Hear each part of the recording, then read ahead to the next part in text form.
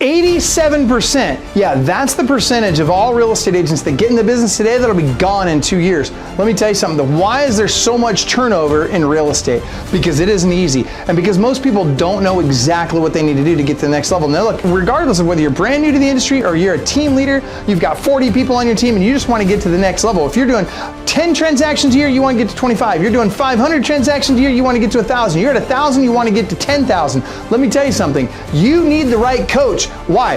Because Club Wealth is the only coaching company on the planet that will literally guarantee that you will double your income or make at least an extra $100,000 your first year coaching with us, or we will give you 100% of your investment back. This is for people of all levels.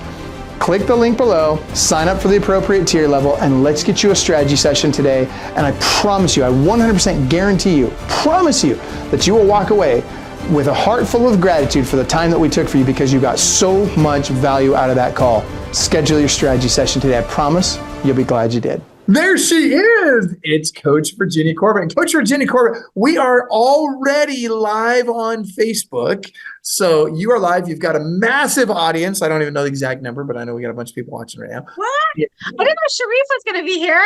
That's a surprise. Isn't that awesome? I know. So I just had my Club All TV with Coach Sharif. And by the way, you can help me hold him accountable, Coach Virginia. He committed to, he's now effective immediately starting this week because it's really easy to do. He's going to start his podcast this week. He's going to do his first recording this week. And every week thereafter, he's going to do one 1 hour video for a podcast.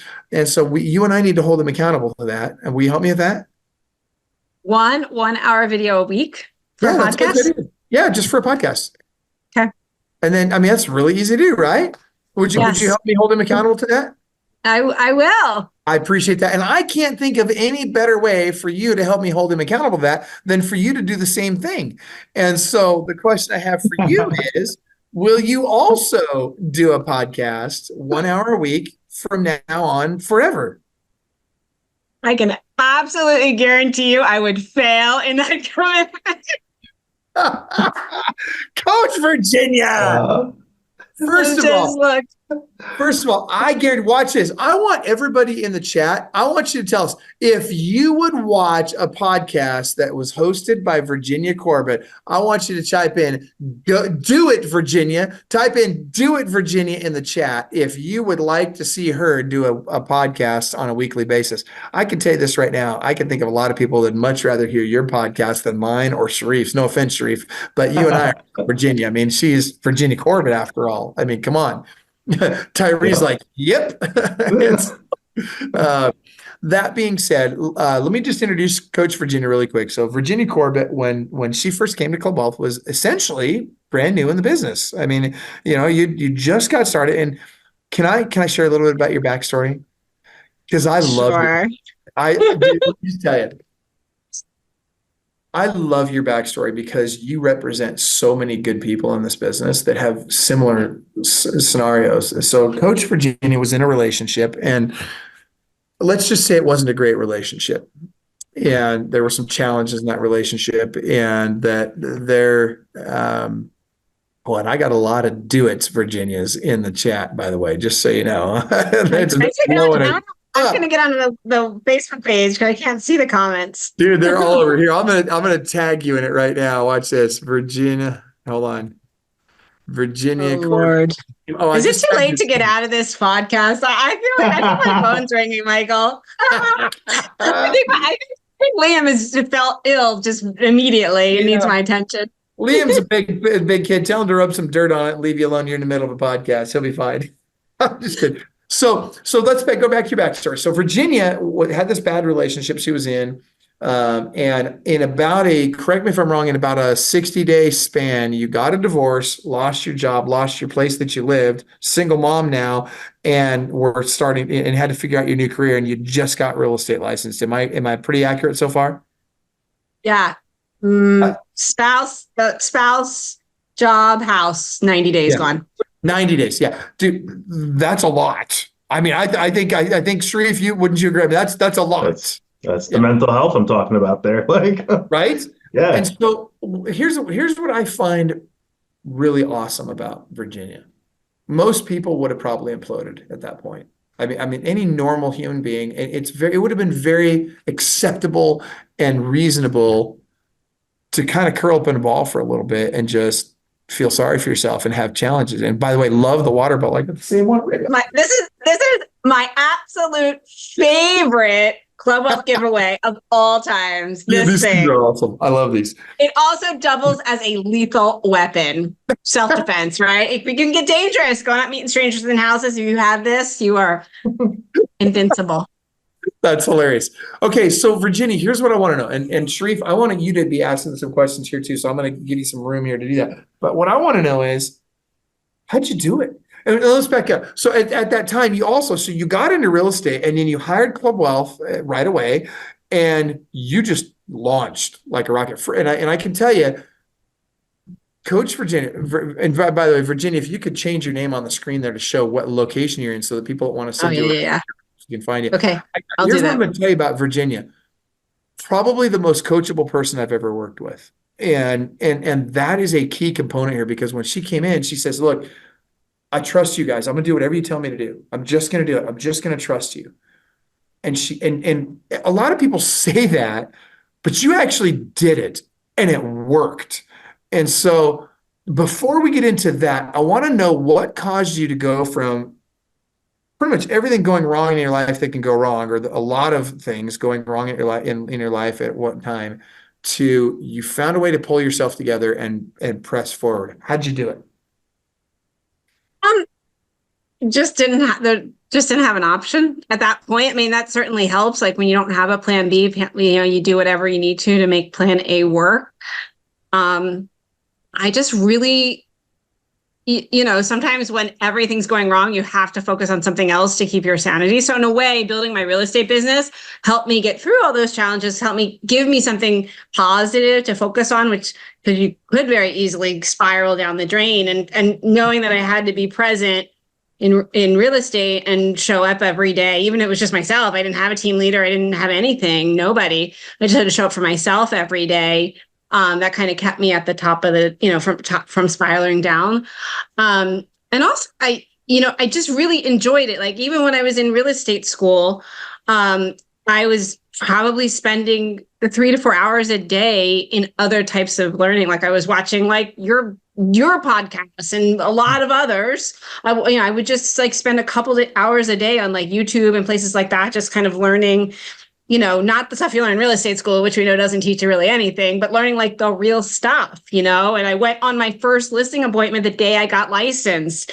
I would have never even known that was a thing to do if I hadn't been watching you and other people do these videos on how to get listings and how to do.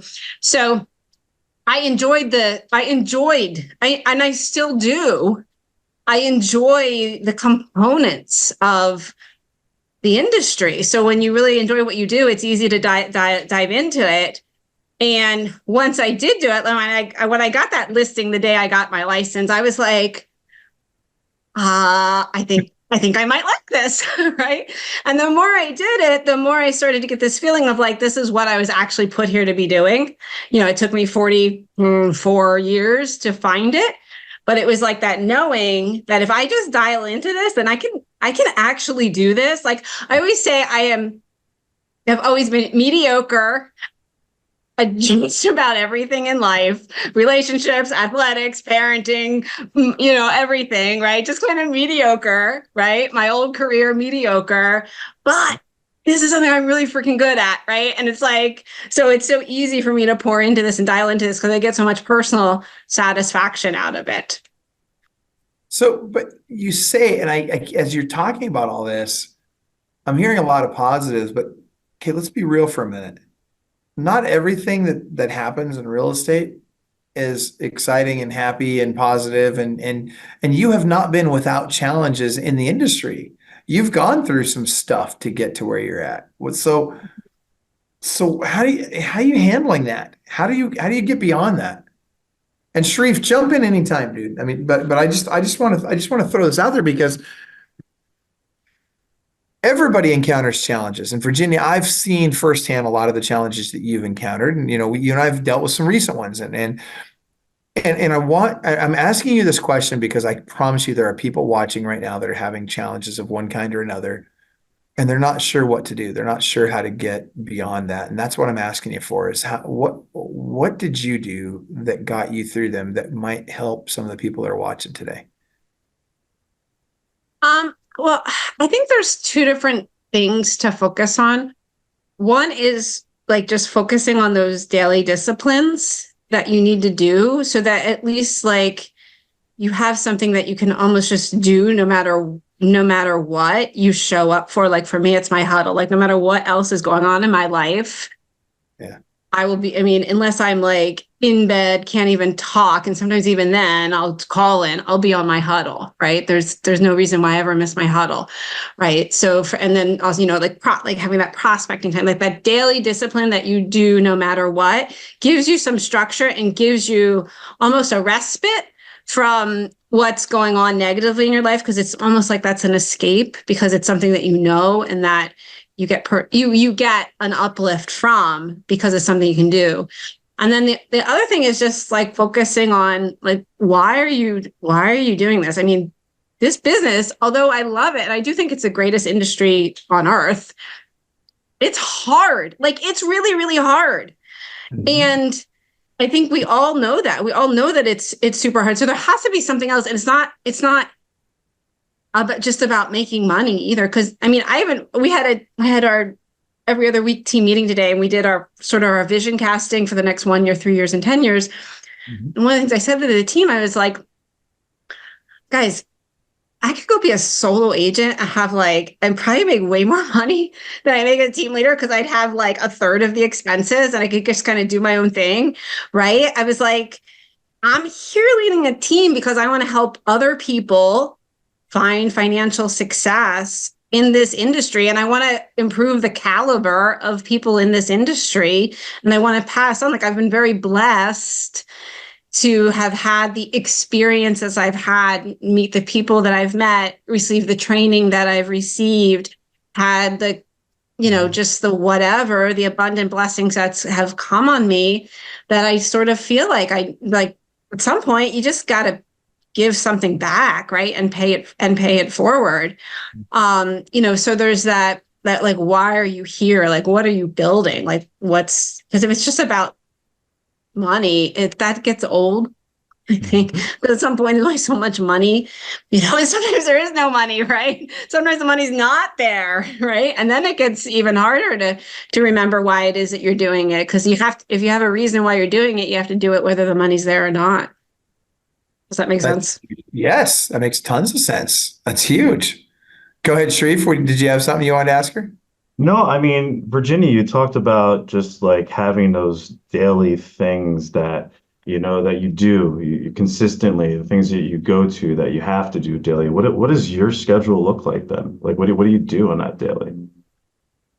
So I before our huddles at 8:30 in the morning. I know Michael would love it to be earlier. Our huddle is at 8:30 in the morning. And then from 8 to 8:30, I make myself available to the team for other things. Like I've just set up this thing where they actually have a 15-minute calendar. They can schedule 15 minutes with me between 8 and 8:30. If they want to go over a CMA that they're working on, if they want help with an offer, if they want whatever. So that I do three mornings a week, and then the other 2 mornings a week, I just do script practice with whoever my team wants to go. So basically from 8 to 8:30, I'm doing general. I just make myself available to the team, right? Because I know I'm always going to be available. I'm never going to have an appointment at 8 in the morning. And then my huddle's at 8:30. Now before 8 o'clock, then I'm doing things like, social media, doing things like, admin type of work, anything that I need to get out of the way before the rest of my day begins. And then at 9, just like all the other agents on the team should be, I'm getting on the phones. And then I'll do that till 11 or 12, kind of depending on what the rest of the day looks like. I do have meetings, as a team leader, I do have meetings. I have coaching. I participate myself in a few masterminds a week. That's usually sort of middle of the day activities. And then I try to keep my listing appointments because I do still need to be in production. Generally my listing appointments are scheduled at 1, 3, or 5 in the afternoon. And then I try to be done by between 6 and 7 at night. Cool. So let me ask you. A very loose general schedule. Of course, there's some fluctuation, but. Well, but to Sharif's point, I love that you're asking her what her specific schedule is, Sharif, because I believe that, as you mentioned, Virginia, that when stuff's really sucking, right? When life just sucks and it's just not going the way you want it to, you still have that schedule to come back to, and you know that. Look, you know what? I don't have to think about my schedule. I don't have to think about those hours. I just need to go do it. And even if I'm having a rough day, even if things aren't going the way I want, I'm just going to go do that. And I think I would love to know, and I have a feeling I believe I probably already know the answer, but you might surprise me. When you're having a bad day and you go do those things, doesn't your day just get at least a little bit better just because you just did those things? You accomplish something, right? I mean, we're all, those of us, I mean, not necessarily everybody, but certainly anyone that's a team leader, like they really need to have a daily sense of accomplishment, right? In order to feel good. Like, I just think we feed off of that. Like that positive, like a sense of accomplishment is really important. Yeah. So, even in the little things. 100% agree. So let me ask you this. You've been an agent for how long now? It'll be 6 years. 6 years. At the end of March, yeah. And what tier are you in now? 4. You're in tier 4 now, which means you're doing between 250 and 500 transactions a year. That's a lot. That's 5. 150 to 250. That's 5. I'm sorry, that's 5. Tier 4 is 150 to 250. Sorry, thank you. You're right. Mm-hmm. Something I should probably know. Oops. All right. So there, Michael needs a cheat sheet for these. Oh my gosh. What Michael needs is a cheese sandwich. I'm just throwing it out there. So anyway, it's never going to happen. Anyway, you can't fault the guy for trying. But here you are, you're doing 150 to 250 transactions a year. I got to know. And that's a lot. And I think most of the people on the call right now would probably say, I'd love to be doing that many transactions per year. And what you're doing is what they aspire to. So I have 2 questions for you. Number 1, is it as good as people think when you're doing that volume? So oh my gosh, I'm at 150 to 250, and do I feel like I can sit back and things are going to just be fine? I could just coast and I'm all good. So that's question number 1. Oh, you can answer that one first, then I'll answer the second one. I got to follow on. No, it's hard. I've never worked harder. Yeah. I think someday, hopefully it will get easier. I haven't gotten to that point. It's because it's not just about managing transactions. It's now managing transactions, managing staff, dealing with agents, and everybody needs something different, and they're all at different levels. Right. And needing to meet them where they are. Right. Yeah. And what does that mean to you? Meet ahead. Clients. And also, you also have clients and client needs. And, so it's a lot. I mean, it's basically like if you're a team leader in production, you basically have 2 overtime jobs. Mm-hmm. Like you're not even 2 full-time jobs, 2 overtime jobs to blend together. It's a good point. Okay, so now I've got 2 more questions. So the first is, what does meeting them where they are mean to you? Well, everyone on your team is going to be at a different level, so they need different levels of help. They also have different ways they want to receive that help. Some people can take a really hard, tough love accountability approach, and they resonate with that. Some people need a softer, more loving, nurturing approach. Some people need more direct information. Some people need demonstration. Some people need, therapeutic counseling. And, sometimes I feel like a therapist as much as a team leader in some cases. And there's a lot of them, and it's balancing that. Now, hopefully I'm lucky that I do also have staff that do help with a lot of this, right? Are able to help the agents with certain things for sure. And we as a team, we have a full team communication platform that they help each other, which is what I love about our culture. But in the end, it's, the buck stops with me, right? And if the team fails, it's on me. If the team's, if the team fails, it's on me. If the team succeeds, it's on them.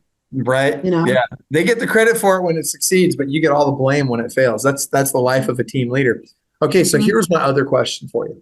And then Sharif, you're next. You get to ask the next question. But here's the next question I have for you. Virginia, have you ever wanted to just quit selling real estate? Like every day. I was kind of waiting for that. I was waiting for this week. So honestly, I really can't say that I have really had that. Like every once in a while, I just be like, oh, this is so much. Like it would just be so nice to really be able to unplug for a couple of days and not regret it, on Monday.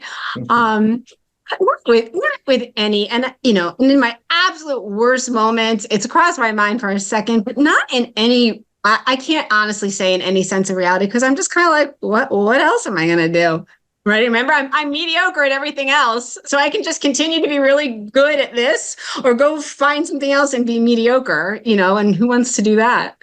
See, that's one of the things I love about real estate. I think, a lot, and there's probably a lot of people watching right now that would say, I just wish I could quit and just go do something else. But then I think if we get real with ourselves, I think all of us, if we really just sat back and really analyze it like you have, and really recognize that having a real estate license and doing it well is like having a license to print cash, right? But it's hard, but that hard is fulfilling. I mean, if it wasn't hard, I don't think it would be as fulfilling when we have the victories. And I think that, if it wasn't hard to everybody be doing it, and I know it feels like everybody is doing it, but really it's only, just a little over 1 million people now that are selling real estate, 1.5 million people, something like that. So that sounds like a lot of people, but it's actually just a drop in the bucket in terms of population in America.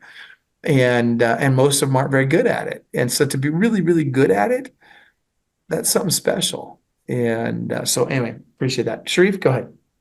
All right. Well, Virginia, a little bit about you. How many listings did you sign last year? Last year, we just did these numbers. I did 50, which is the lowest I've done in a long time, somewhat strategically, somewhat doing a brokerage move as well. I did brokerage move last year. So yeah, I mean, but that's 50 listings is great. I mean, that's more than some agents do in a lifetime, right? So what are your top listing sources? So top listing sources would be, I would say, Google local services, like the Google family, right? There, a lot of it's sort of related to, a lot of it's intertwined, like it's Google and Google local services, but then it's also radio, but a lot of radio directs people back to Google. We've incorporated Fellow. So now from Google, they're going to our website and they're going to Fellow. So it's a little incestuous. And that's a little bit of a challenge right now, is being like, well, what is the credit? Like, is it coming from the radio, or did they just find us on Google, or, you know what I mean? So, but it's that whole meld of those sort of branding, but it's branding based, right? Right, in terms of like getting our name out there one way or another, and people are seeking us out and finding us that way. And when people seek you out, it's a much easier conversion because they're making the first move, right? You're not cold calling them, right? So that's one. And then I guess separate from that is Google local services, because that is more of an ad-based type thing. But we're still, I mean, will say that has declined. I'm guessing it's declined across everywhere, but we are seeing less of that. But those are always pretty solid lead sources as well. And the next one, and this wait. Before you go to the next lead source, I want to ask you about the GLSA. Have you noticed, like, is your ranking changing? Are you no longer in the top 3, or have you just seen overall there's less leads coming in from that source?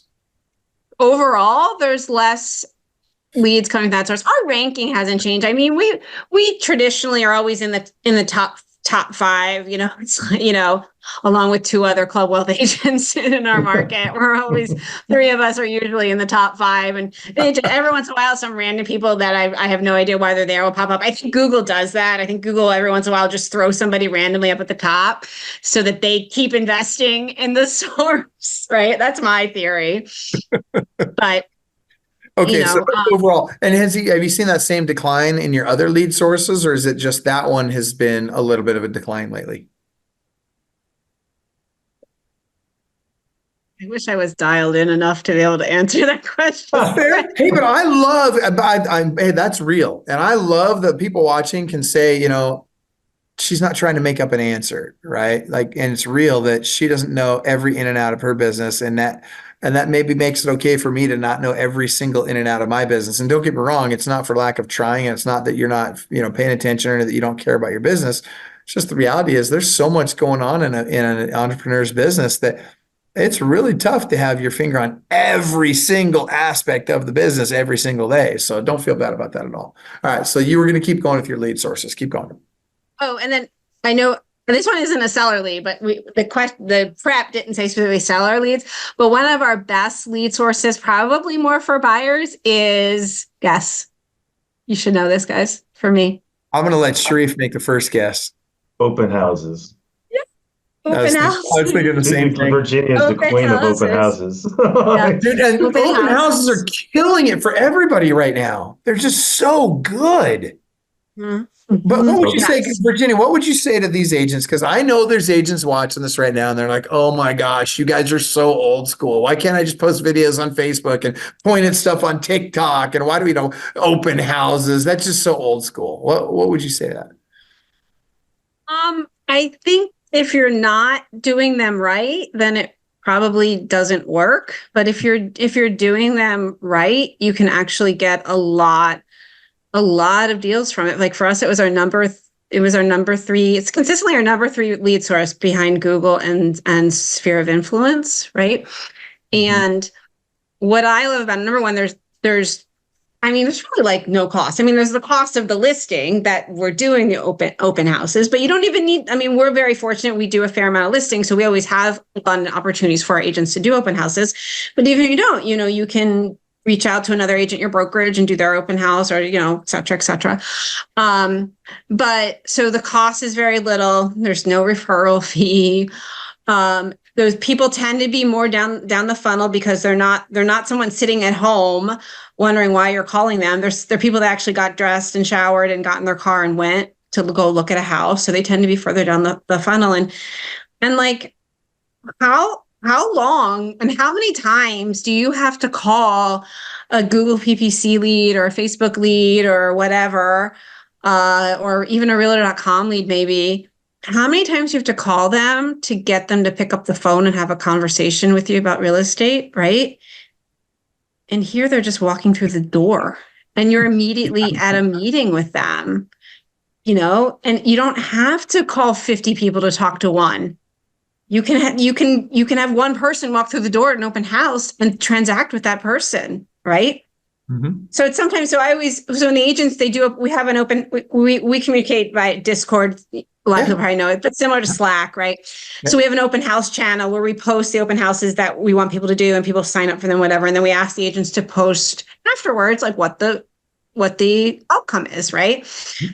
And, if sometimes people say, oh, the turnout wasn't super great. We got two unrepresented buyers and a potential seller. And I was like, that's fantastic, right? Who cares if only 5 people came to the open house? If you got 1 or 2 unrepresented buyers and a potential seller, like how long would it take you on the phone to get that? Yeah.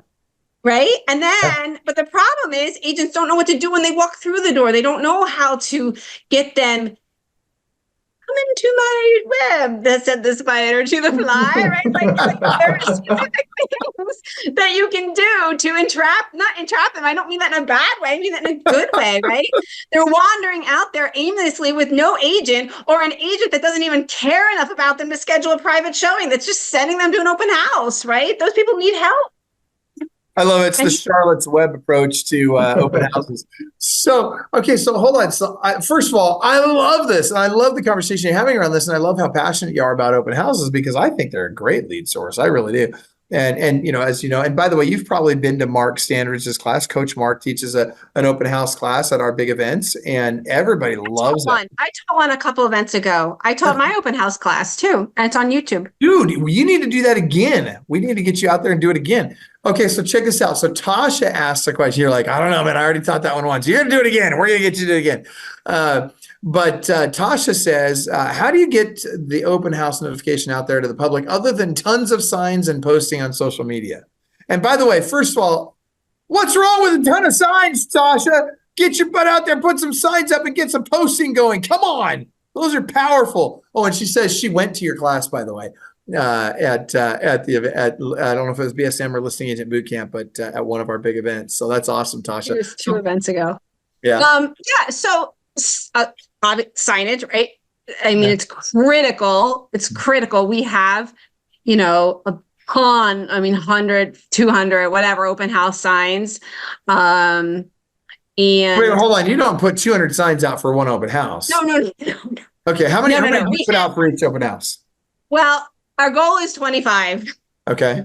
I can't guarantee that always gets there, but that's our goal is 25. And we always try to keep in very high traffic areas. And our signs are really catchy. Like they look kind of like a real estate sign. Like all my real estate signs have my photo on them. Well, the open house signs have a photo on them too, because people are more likely to see them if they have a human image on them. And that's one of the greatest things I learned from you, Michael, is put your photo on your sign. And by the way, hold on. Side note.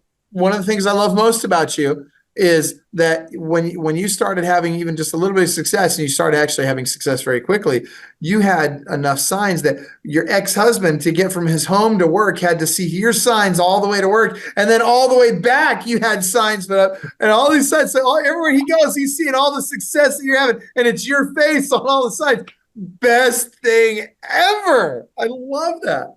Yeah, I had multiple directionals out on those prime. And after the listing closed, I would leave the directional. I take the house sign up, but I would just leave the directionals until they got. Dude, I love it. I think that's great branding. I absolutely love it. Okay, so back to open houses. We'll get back to retribution for ex-husbands. Wait. Can I tell you that? I want to share this a little bit personal. And you guys are going to be hysterical. I can't believe I'm going to share this. I can't wait to hear it. I'm on the edge of my seat, literally. But I'm kind of feeling quirky right now. So I'm on a dating app and I don't have my real name, right? And someone messaged me and said, "Hey, aren't you that real estate chick on all those billboards?" Billboards. Billboards. They're just my real estate signs. And I said, "Yes, I am. Do you need to buy or sell a home?" Nice. Going for the kill. Billboards. Swipe left if you need to buy a home. Swipe right if you need to sell a home. We're good to go. It's a match.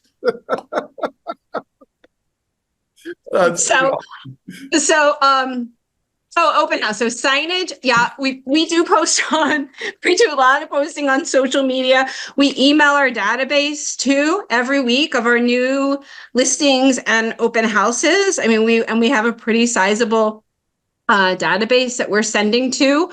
I mean, those are really the main ways. I mean, I feel like right now inventory is so low. People are just jonesing to get to an open house, right? Yeah, I struggle with the whole put up less signs thing. Like at the end of the day, guys, like you can't go wrong putting more signs up. Like I would say 50 signs would be phenomenal. And by the way, in a lot of markets now, there are services that you can pay someone else to put the signs up and take them down after your open house. I don't know if that exists in all the neighborhoods that you guys are doing business in, but we actually have someone who's a sign installer, and a lot of times we have him do it. And in fact, we've joked about starting a sign installation company because there isn't really one in our market, since we have such a need for sign. And it's hard to find someone that will just come and work for you for 15 hours a week to put signs out. So we have a lot of turnover, but we're like, maybe we should just find some people full time and source them out to others. But it's a great move. We'll see. Absolutely. Go ahead, Sharif. You look like you had another question. No, I mean, I heard Virginia's basically saying your top lead sources are Sphere, brand recognition. I think we can combine all the rest into that. And then also the leads that you're getting off your listings, which like open houses, sign calls, things of that nature, right? Yeah, Now, we do. I mean, we do. Yeah, we just get a ton of direct calls, honestly, off of listings. right. I mean, we do too. That too. Surprisingly, that is our top lead sources too. Wait, Exactly in that order. in what order? So it's Sphere, and then brand recognition, and then the leads off of our listings. now when you say brand recognition, what do you mean brand recognition? Like your Google presence, what you can't really calculate coming directly in is what it comes down to, but mostly coming through your website and Google is where it's funneling to you. Okay. Right, Virginia, I would imagine it's pretty much, and phone calls coming in. Yes. Yep. That makes sense. But now with that being said, how are you using AI to leverage your business? Well, probably not as much as you are, Mr. This is what you asked me at our little podcast we did on the That is- last, was it the PSM? So I That figured I'd is- return the favor. Yes. I mean, well, we're using AI in the traditional way that I think most people are, in like content creation, like writing listing descriptions, that sort of thing. We had played around with AI for video production as well. We have kind of experimented with that. Sending raw footage into a Opus IO. So we've done a little bit of that. We're finding we have someone. I think it's the guy you and Peter. You and Peter use the same guy. Yep. Yeah, we've since hired him. So we just figured it's almost just better to use him to do videos. So we just used him for the first time. He's the one that did. I don't know if you saw the Ryan Searhan B-roll thing that I did. He put that together from just stuff that I just took on my phone. But those are the main ways. I mean, honestly, that is something I feel like I know other ways we could be using AI. It's just again, it's in finding the time to start implementing all of these things that we're constantly learning about is while being in production, while running a team, while keeping the lights on, while managing expenses. It's a future thing. But the thing is, it's like we're like on the cusp of AI everywhere. So now is really the best time to kind of latch onto it and start finding ways to build it out. But that's a class that Sharif might teach. I did. Again. I did at the last Because, one. but seriously though, that's something that like probably every year you could teach it because you're probably going to be doing something else, right? There's But that's something that's more always stuff. going to be Yeah. changing, like what you're doing in AI. Mhm. Yeah. It's evolving. It's still in its infancy, really. So Sharif, we should talk. Oh, I'm sorry. Go ahead. No, go ahead. We should talk about having you do that at Listing Agent Bootcamp. Don't worry, Ron already reached out yesterday. Did he reach out? Good. Okay. So we're putting the schedule together literally as we speak. And what I need to do is I need to get you dialed in with Black Hat and with Perfect ISA so you can really understand what we're doing with those and be able to speak articulately on those because they're crushing it right now. I mean, it's interesting how, we for the first few months as we were using the AI, we were working really hard to get the AI to be as good as our VAs in the Philippines, our ISAs in the Philippines. It took us a while to get that point. And then we got it to be not only as good, but we got it to be about the same cost as an ISA in the Philippines. And so now we've got just as good, about the same cost. And now it's improving even more. So now I think there's going to come a time where it's going to be like, why would I hire an entry-level ISA in the Philippines when I can have my AI do it for less money? It's more effective. I don't have to deal with the drama. I don't have to deal with all the stuff surrounded having employees, especially employees overseas. And I certainly can't touch those numbers with an ISA locally. I mean, it's not even close. And so I think that's happening right now. And so it's really interesting to see what's happening in that space. We were talking on the coaches call earlier today about how AI is really starting to also impact transaction coordination. And we're seeing on the back end of the business how AI is playing a much bigger role in every aspect of the business. And so I'm excited about it. I'm also scared I don't know about you guys. I don't know if do you guys share Elon Musk's fear of AI at all? I mean, do you think we're going to see Terminator Salvation come around? Like, is it going to be that bad someday? I mean, what do you guys think? Is it Well, getting? possible. That's why you should always say please when asking ChatGPT anything. So prepare Right? for it. But yeah, I mean, it's getting smart out there. But I mean, even using it for ISAs, I mean, using ISAs themselves, Virginia, are you using ISAs to leverage your business? We don't have ISAs. We do have a nice group of VAs helping us, but not ISAs. Gotcha. Well, hold on. So, okay, so you don't use any callers. You're just using administrative VAs, right? Yeah. And so that's interesting. So your agents are handling the load of the phone calls themselves. Yes. That's Yep. great. Yep. That's Yep. good. Yep. I like that. I like that. That's awesome. And so how many VAs do you have and what do they do? We have 4. 4 VAs. And what are they doing for you? What types of tasks are they doing for you? Well, it's a expanding role. 2 of them we just hired 2 weeks ago. One we hired maybe a few months ago, and then one has been with us. Joyce has been with us for several years. We had some shifts in our in like in-house employees, right? Like one of my very, very cherished employees got an opportunity to go train to be an EMT, which was his, kind of lifelong goal. So, as sad as I was to let him go, I was really, really, really happy for him. So he did a lot of database management, stuff like that. So VAs are picking up like database management, marketing, Canvas. One of the VAs, she handles all of the listings. She's like a listing coordinator in terms of, putting it in the MLS, putting the photos, setting up the showing time, all that kind of, coordinating offers when they come in. So she kind of manages that. Really, we're trying to take as much. So right now I have 2 full-time employees in the States, and the goal is to just take as much of the administrative work off of them so they can do higher level stuff. Even like when I do one-on-ones with the team, I like to go in with a sheet for each team member of like, what their transaction, what their movement was in the last 30 days and et cetera, et cetera. Well, someone's got to look that up and create that, right? That's something a VA can do. And so I've always, when I've had different levels of staffing, I've gone from having no staff to having 1 part-time assistant to having like a full-time person and a part-time person, and then adding VAs and then recruit, whatever. I've always tried to think like myself, like, do I actually need to do this? Or can I hire someone to do this so that I can go do other things? And then I ask that person, right? Do you need to do this, or can this go to someone else, or can this go to a virtual assistant or something like that? And that's it. And it's hard to do that because we kind of like to hold on to things, right? Because we're sure no one can do it, as good as us, right? But it's the only way that we're free to go do higher level things and is to be able to keep not passing the buck, but delegate and elevate, right? You delegate work, you elevate yourself, right?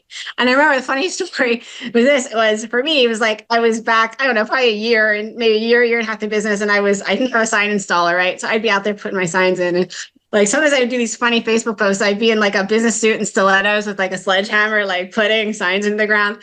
And then I remember one day I was on the main drag, right? And people were driving past me, people were like honking, and I'm putting a sign in the ground. And I was like, you know what? I make way too much freaking money to be putting my own signs in the ground. I was like, I am hiring a sign installer.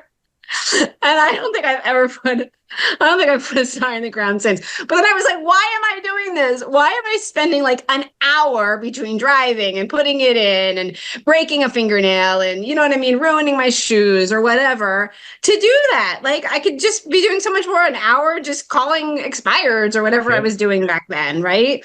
That was not highest and best use of my time, right? And I think we always need, as business owners, as agents, whatever, if we're not getting paid by somebody else, right? If we have to go out and eat what we kill, like we need to make sure that we're always highest and best use of our time. And honestly, it's even at a lower, like even when you're not producing a ton, there may still be things that you can alleviate. I mean, I hired a part-time assistant. I was 8 months into the business. I had sold like 8 houses. So right? I love this conversation, and I agree with you 100%. I really do. The concern that I have is there's two types of people watching this call right now. There's people that need to delegate more, right? And again, you're always looking to, how can I eliminate myself in this role? How can I make me unnecessary, right? We've done a really nice job of that with Club Wealth because the coaches know more than I do, right? And so, I've got all these really, really smart people around me that can do this much better than I can. That works really well for my business. So you want to be able to do that in your business too. The problem comes at about tier 4 and 5, right in between tiers 4 and 5. Right? You're like right where you're at right now, right?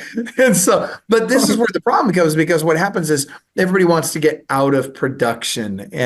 And man, I tell you, if I had a nickel for everybody that I saw that, when they get out of production, their team implodes and they implode. And it's just, as much as I want to say, yes, you need to replace yourself. And I want you to continue to do that in as many of these tasks as you can. The hardest thing to do is replace yourself as the leader of the team and the backbone of the team. And that's something that generally doesn't go well unless you're in at least tier 5 or 6, right? Robert Slack successfully made that transition. He's had, but he was doing over 6,000 transactions a year when he made that transition, right? And so, but he did it, and he's no longer active in his business, and his business is growing without his presence. Now it's one thing, because I think a lot of people think, well, if I could just get it working and continue to do what it does without my presence, that'd be great. The reality is you have to have it growing without your presence for you to really be able to get out of production, because it's always going backwards if you're not growing it. So, and I throw that out there because I think there's a lot of people watching that, for some of them, it's they won't let things go, right? Was that hard for you at first? Did you have a hard time delegating at first? No, I mean, not certain things. I mean, some things, yes, but other things I gratefully delegated, right? Mm-hmm. I didn't, certain things like, and what I did, like I said, I'd sold like 8 houses. I hired an assistant. It was like after that first 8 months, I was an agent from like end of March to the end of the year. I sold like 8 houses right then there. And I hired an assistant, and then I sold 42. And then I hired a full-time assistant next year, and then I sold 85. So I think the challenge is people, they offload that stuff and then they don't replace it with money-making activities. And they replace it with like, I don't know, fun, right? Yes. But that doesn't work. Then you go backwards, right? You have to take the time that you're saving and go do something great with it. And that's the only way you keep, then your staff never is a cost. It's always an investment. So first of all, I love that you just said that, but here's the question I have, because there's got to be somebody watching this right now saying to themselves, but when do I get to take a step back? When do I get to relax? When do I get to take my foot off the gas? What would you, I want to know what both of you would say to that. I'm just going to sit back and relax for this one, because I'm very anxious to hear this. I don't think you ever.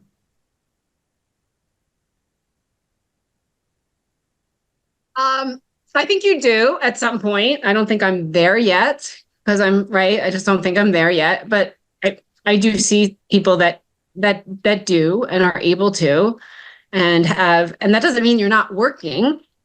But I mean, and I've gotten pretty good. Like, I'm pretty weekend free, right? If I am working on weekends, it's stuff that maybe it's like a more administrative, like CEO type stuff that I need to do, right?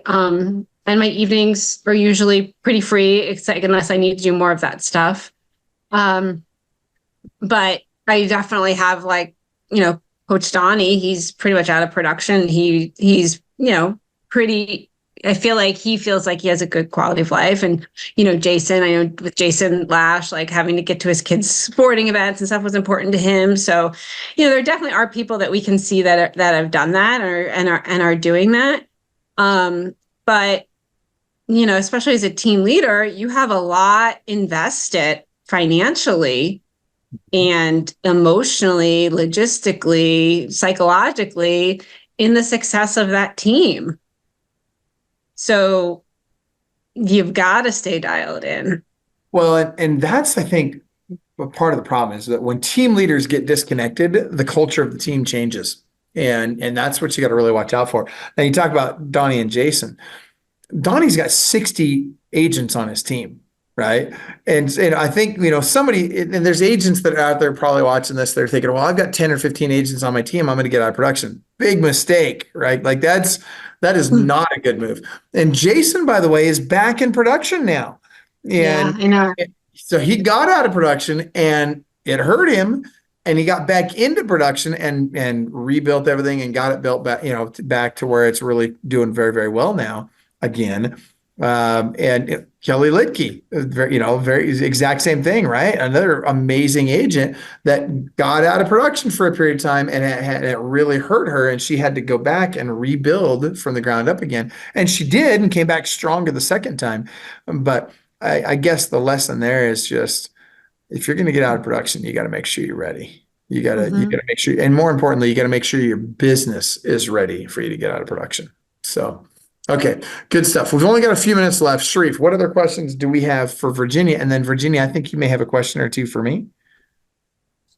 So let's start with these questions for Virginia. All right. So Virginia, for an agent that's struggling right now and thinking about, getting out of the business, what would be your top recommendation? To find a good team. I mean, you find a good team, all of a sudden all of your obstacles go away. Mm-hmm. Right? You no longer have financial concern. I mean, you don't need finances anymore in terms of your business, right? Because that should be taken by the team. You should be getting leads. You should be getting coaching. You should be getting accountability. You need, that's the whole point of, at least the teams and the team structures that I know, that's, and I always kind of say, I was like, before you tap out, I want to be your last stop before you tap out, right? Yep. Before you tap out, come see me, right? That's smart. So, I think new agents should start on a team. And that's why, with the Housing Wires had the report, 70% of agents sell less than 5 homes a year in the country, right? Yeah. 20% of agents do 80 to 90% of the transactions, right? Mm-hmm. 90% of people don't renew their license after 2 years or something crazy like that. And that's because, let's face it, you go to real estate school, you graduate, you know nothing about real estate. And I think, and I do these career nights, and I'm super harsh on them, not on them, but I crush all their fake envisions of real estate real quick, because it's what's the point if they're coming into this? I was with thinking it's going to be sunshine and rainbows and going out for coffee and selling houses. I couldn't even take someone I couldn't even encourage someone under those false pretenses. It would be wrong. Right. So I'm very upfront with what is going to be expected and what it really takes. And that, you want to be a full-time real estate agent. Yeah. It's a 60-hour week from the get-go, right? Don't think you're doing anything less than that. I love that you said that. I just had a similar conversation with a gal yesterday, and I liked her response to it, but I think there's so much delusion out there right now about, people thinking, I'm going to get into real estate, make all this money, and not have to work hard. Oh my gosh, killing me. I would say it's like the Peace Corps. It's the toughest job you ever love. There you go. Yeah, I like that. I would agree with that. All right, good stuff. So Virginia, you've got some questions for us. Let's see what you got. Well, I don't want for Sharif because I didn't know Sharif was going to be on. That's all right. I have a question for you, Michael. Michael, okay. If you could wave your magic wand and immediately change anything you wanted about the real estate industry, what would that be? Great question. I really like the industry, and this is going to sound crazy. There's not a lot that I would change about it right now. I really like the industry, and I think I like the environment. I like the landscape, and I like the opportunity that it provides. I would love, and I think it's happening right now because of the lawsuits, I would love to see greater professionalism in our industry. And I think that's coming. I think that you're going to see everybody have to use buyer agency agreements in coming months. I don't even think it's years down the road. I think it's months down the road. And I think that's going to be a great thing for the industry. Other than that, I think I would just like to see the people that are in it take it more seriously. I mean, that's really it. If the people that are in it would take it more seriously, so less casual agents, more professional agents, I guess that's what I'd say. I think that would help. I think that would serve the industry as a whole. I think it would serve the public, and certainly it would serve the industry. I'm sorry, the individual agent as well. So yeah, that'd be it. That'd be what I'd change. I want to know, Sharif, what would you do? And so, same question for you. What would you change? What would I change about the industry? I mean, I think all the points that you brought up are great. But I think it really comes down to, just what agents are given when they initially, or the lack of what they're given when they first join the industry. If I could change that, just maybe in school, maybe they're taught something a little bit more about how to actually transact. I think that would be a great change than knowing just about the laws that, you don't really deal with that on a day-to-day basis. I think that would be a great positive change for the industry. Yeah. Yeah, I agree. All right. Virginia, do you have any more questions for us? Yeah. Hold on. Let me see how much time we have. We have 4 minutes. Go for it. Hit us. What do you got? Michael, because I know this, you have had this. How do you kind of asked me this, how do you handle burnout? How do you avoid burnout? What do you do when you struggle? So I'm going to say I've got 2 backstops. My first backstop is my wife. And what I mean by that is she doesn't let me fail, and she won't let me stop. She won't let me quit. And so when I'm feeling sorry for myself, one of the greatest things in my life is that she just comes to me and she just says, well, what are you going to do? You going to sit here and feel sorry for yourself? You're going to go do something about it. And she's just very real with me. I mean, Tara, she's just very real with me, and she loves me in spite of it, right? Like she'll give me a hug and a kiss and tell me she loves me, and she'll say things like, we're going to get through this, and she'll remind me that this too shall pass, and she always is the first one to tell me that, and she's right. And then the other thing is that I just revert back to the basics. And whenever I'm really despondent or things have gotten really tough or I'm not sure what to do, I just get back to the basics. And it doesn't matter. I don't know if they're going to work right away. They may or may not work right away, but I know that they'll always work long term. So if I just get back to the basics, I do enough of it on a consistent enough basis, things will get better. And what else can I do? Right. I mean, if everything falls apart, I mean, and this again, it comes back to, Sharif and I were talking about the one thing, or The Power of One More by Ed Milet. And I was listening to that in the car with Tara and Ron on the way back from the gym this morning. And he was talking about not living the past and to focus on the future. Don't live in the past, focus on the future and be present in the moment. And I know that sounds cliche, but the reality is that we can't change what's happened. We can't control certain things. I don't control who gets elected. I don't control what the economy does. I don't control what real estate does. I can just control what I do every day. And if I go broke, and then I'll just figure it out then, right? Like if catastrophe happens and I lose everything tomorrow, well, okay, but I'm not going to waste my day today worrying about maybe losing everything tomorrow. I'm just going to do what I got to do today and let the consequence follow, right? It comes back to, back in Sunday school. I think you and I had this conversation the other day where, in Sunday school, they teach you, choose the right and let the consequence follow. And that's pretty much all you can do. So that's not a very sexy answer, but that's what I do. So, but it's a great question. I appreciate the question. Mm-hmm. So any other questions? I can't remember. Did you have 3 or did you just have the 2? I have one more, but we're at 3, but I think my time is up. Let's give you one more. Let's do one more. My time was up an hour ago. So. I know, right? Look, you're still here. Well, that's because you didn't have that's because you didn't have a 2:00 appointment scheduled. Okay, we'll do it fast. Go fast. Go quick. No. What major changes will have the most impact, good or bad, in 2024?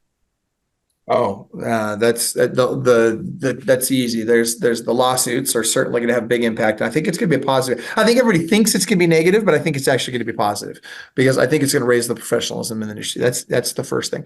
The other one's AI. AI is going to change real estate, period, forever. Just like CRMs did, just like the MLS changed it. Right? We went from books to online on the internet, and I mean, it's just. Technology is changing our business in I think very good ways. I think that AI, I think there's a lot of people that think that they need to worry about AI and then it's going to do away with the agents and that's well, there's going to be AI buyer agents and all this. I'm not worried about that. I'm not worried about that. I'm really not. I think that I think the technology, for those that learn to embrace it and that get in front of it, it's going to be a big benefit, and it's going to help those that utilize it properly. And I think that those that fail to utilize it properly are going to go out of business, like Blockbuster. But what did McDonald's do when the minimum wage went to $15 an hour in Seattle? What's the first thing they did? They went out and they put kiosks in. And guess what? McDonald's is still here. What did Amazon do? They went out and they created Amazon Go. Put your hand over the little thing. You walk in, you grab whatever groceries you want. You walk out. You don't even talk to a person. And if you forget something, you go back in, you grab that. It just knows what you have. There's no checkout process. It just knows. That's where the world's headed. And I think that the real estate industry is going to be very similar to that. But I'm a firm believer, and this is the last thing I'll share with you, is I feel like I'm a real believer that people want that trusted advisor. They're going to continue to want an expert in their corner that really knows the ins and outs and that's going to take care of them and ensure that this largest financial transaction of their lives goes the way they envisioned. And I don't think they're going to trust that to technology. I think that they're going to trust the human element there more than technology, like they have everything else that technology has tried to replace. Or I should say, anything major. You look at travel agents even, everybody thought they were going to go out of business. No, there's still travel agents out there, and some of them are doing, the ones that are good are doing better now than they did when there was 10 million travel agents out there. So I'm very optimistic about that, and I'm very optimistic about this year. So that said, I want to give you the final say, Coach Virginia. What would you like to share with the world right now? So share it with us and then tell us how they can reach you. What do you mean? What do I want to share with the world? What have we not talked about yet today that you want to get out there, that you want to share, that you want to make sure they come away from today with? I think is always like we've all built something here. Like you've all had like great years and everything else. And I think sometimes people can get stuck in fear and panic and doubt when things start to not, all of a sudden they're not doing as well. But I think the thing I always remember, and even Donnie said this to me, he was like, you know what, if I lost everything tomorrow, look, less than 6 years ago, I knew nothing. I didn't even know anything about doing real estate. And I still did 42 transactions, right? Like, if it all were to like go to pot and, we would figure it out. The people that are surviving in this industry, they're going to survive even if they have to rebuild. I mean, like you talk about Kelly Licky, she's like the queen of like, starting over and rebuilding, but it can be done. Right. And so I think that can help free you from some anxiety, because I think there's a lot of anxiety in the market right now with people. I do think, 2024 is definitely going to be a turnaround year for those of us that are still here. And, this is something else I said to the team today. I was like, guess what? There are fewer, and you say this all the time, there are fewer agents out there, right? Which one of you are going to get their transactions? Which one of you are going to get the transactions that would have gone to someone who is no longer in the business? Are you going to get it, or is somebody else going to get it? Are you going to take that open market share, or is someone else going to do it? And just ask yourself, do I want that, or am I going to give this up? So in terms of reaching me, you can find me on, I don't know, Facebook, Google, just anywhere. Like it's pretty hard not to be able to find me if you know my name. I am in the Hudson Valley. We cover, 8 counties north of New York City and north of New Jersey. So we are right north of like Peter and Sharif and those guys there. And that's it. I love it. thank you so much for doing this with us. And so both of you, I really enjoyed the conversations with both of you today. Certainly, we're going to take advantage of chopping this up into a bunch of short little reels and reposting it as short form content. Also, guys, those of you that are watching, please give us a follow, share this, comment, tell us what you thought. And by the way, don't forget, if you want Virginia and Sharif to do their own podcast, type in do the podcast in the chat so these guys get the message that you would like them to have a regular podcast because they got a lot to share. And frankly, I think we can all learn a lot from both of them. Go ahead, Virginia. Just say one more thing. In case there are agents that are in my market, people always ask me, I am always recruiting to build a team. We usually have a new class that starts every month. Our next onboarding class is scheduled to start February 5th. And I'd love to connect with anyone who wants to learn more about what we're doing. I love it. That's great. Awesome stuff. Yes. All right. Good stuff. Sharif, anything to add before we wrap up? No, same thing. Thanks for having us, Michael. It was a pleasure. Thank you. Definitely. And thanks for Sharif, thanks for not leaving me alone with Michael on this. I did this for you. I appreciate it. I owe you one. Oh my gosh. Dude, you guys are starting to sound like Omar. Give me a freaking break. Oh my gosh. All right, guys. Have an awesome day. Thanks for being on Clubwell TV today, everybody. We'll see you next time. Take care.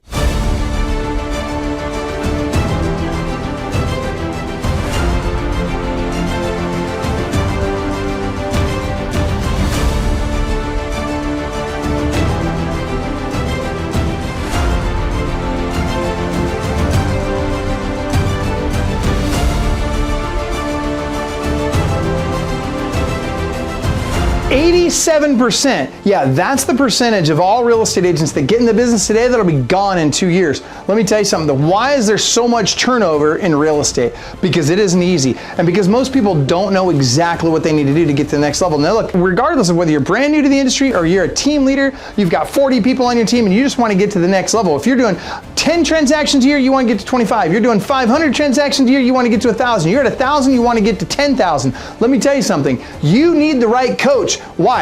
Because Club Wealth is the only coaching company on the planet that will literally guarantee that you will double your income or make at least an extra $100,000 your first year coaching with us, or we will give you 100% of your investment back. This is for people of all levels.